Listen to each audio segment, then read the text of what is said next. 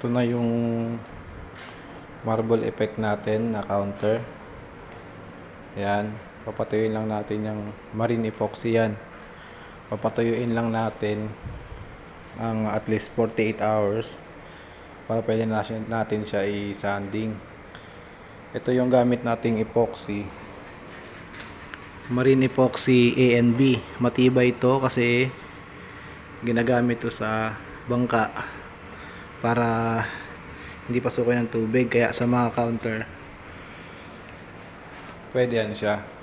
Yan, pwede yan siya i-finish ng duko or acrylic paint, yung katulad sa sasakyan, basta masanding lang siya ng maayos, tsaka ma-primer ng maayos. Itong baba magiging plain lang yan na charcoal gray, halos katulad dito sa wall. Ayan. Ito yung counter na to, modular setup to, kasi in case man na umalis sila or ano, kasi nagre-rent lang sila dito, madali natin siyang tanggalin. Lahat puro marine ang ginamit natin na plywood dyan. Yung paneling natin ganyan kakapal kasi naka-prepare siya para daanan ng electrical sa loob or plumbing. Ayan. Bali doon nakukuha na yun ang supply. Diyan papunta doon sa breaker. Tumakbo yan doon sa gilid. Dito may outlet din dito, isa para sa POS. Kasi ito yung magiging cashier area. Bale dito na lang yung papasok yung electrical, paakyat dun sa pinaka panel box nya. Yan, nakabatakan na natin to ng spot putty.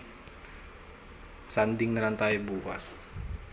Itong flooring natin, pasanding pa natin yan kasi hindi maganda yung pagkaka-finish nung mason.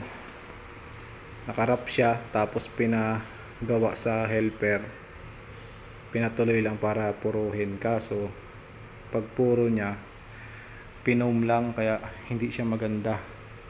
Ayan o, kita nyo. Ayan. Sasanding natin siya para kuminis, tapos ita-apply natin ng concrete sealer.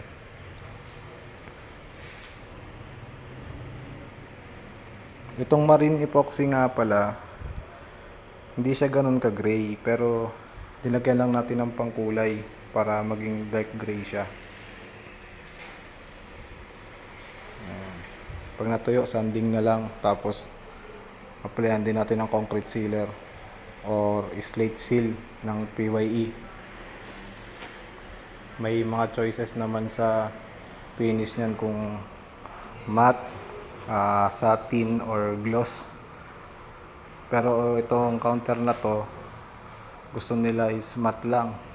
Ang gusto ko, ang ano ko sa kanila is satin, para kahit papaano may konting reflection din naman na makikita.